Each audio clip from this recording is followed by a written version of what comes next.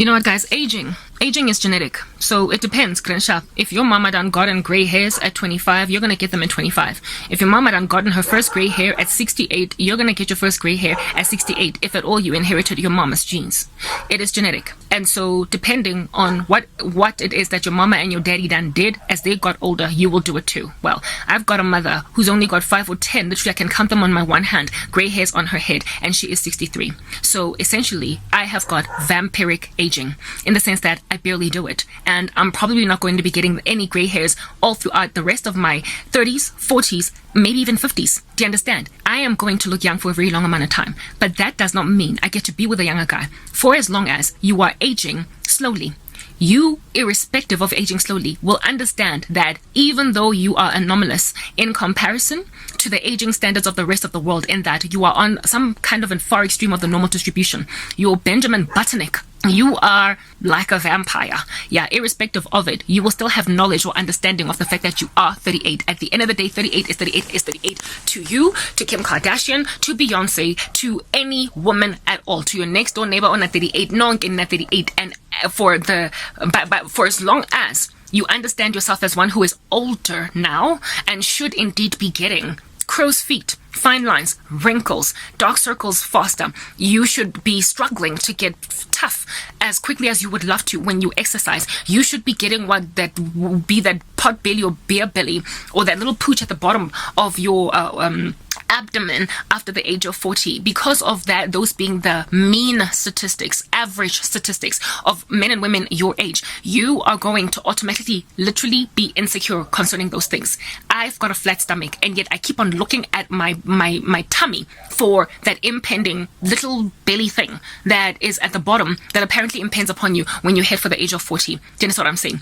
I am still yet to get any wrinkles on my face. At most, I've got smile lines that are barely visible on camera, and even in waking life, I barely see them. Literally, I don't look very much different from how it is that I looked when I was 27 years old. But irrespective of me having genetics on my side and the fact that I'm also a black woman, so melanin really plays a big fat role, I still understand that I'm 38. So there is still insecurity. I am still looking in the mirror every day for a new wrinkle popping up. I'm still looking in the mirror every day for a new gray hair popping up. I'm still looking in the mirror every day for extra deposits of fat in places that I never used to have them before. Because according to mean statistics for women my age, I should be getting those issues currently.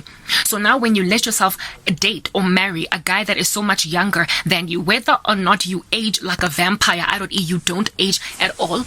I'm losing lighting because there's a power cut. Whether or not you have these issues truly, whether or not you have got essentially some form of body dysmorphic disorder, some sort of body dysmorphia, now that you are 38 years old, it doesn't matter when then, because of that body dysmorphia, okay, it won't matter that you just so happen to have won a genetic lottery. It will not matter to you when you think about it that you just so happen to be a 38-year-old that looks 28 and you're going to look that way for a lot longer. It doesn't matter that you're only going to pop your first gray hair at the age of 55. It literally does not matter, because you will still look for it. Meaning that if you are not with a man that is mature, that is older than you, that gets such things, that with whom you can age comfortably and allow your first gray hair to pop without feeling uncomfortable, you will ever be insecure in the presence of, for instance, a 24-year-old dude that as a 38-year-old woman, you decided to entertain, telling yourself like Aaliyah that age ain't nothing but a number and I ain't nothing but a thing. You will literally sit around singing that song in the beginning stages of your relationship with a younger guy, but you will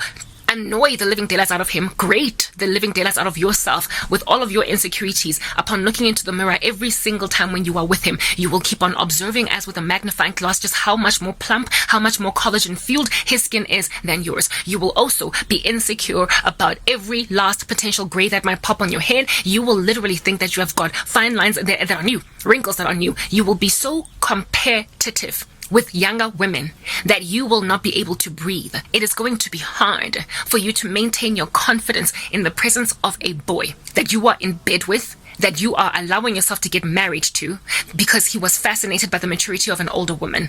It's not so much about this guy. More than anything, it's about the woman. You, as a woman, are going to be the one that is insecure. That even though you've got your mama genes and your mama's a vampire, you will still be looking out for signs of aging, because at the end of the day, chronological age is important in this world, even though it's not important to God. So you gotta be wise. We are in this world, even though we are not of it. You still have to walk in wisdom. Wisdom says what makes rational sense given that you are in the earth, even though you are not of it. How does the earth think? And how do you still think having this body of death? If your body of death is insecure because you are getting older, you need to allow this body of death of yours to marry a man that is either your age or older than you, or if he's younger, literally by only a year or two. You cannot go and get a massive gap that is 10 whole chunky years and go and like grab a man like that and marry him. Why? Because men naturally age slower than us, and we naturally, even as 22-year-olds, as 18-year-olds, are a lot more insecure than men ever can be. Literally, we've been crying about stretch marks, about cellulite, about all different kinds of imperfections, flaws on our faces and our bodies from the time we were just 7. What are you going to do then when you are 40? Stop, because now the biological clock is ticking.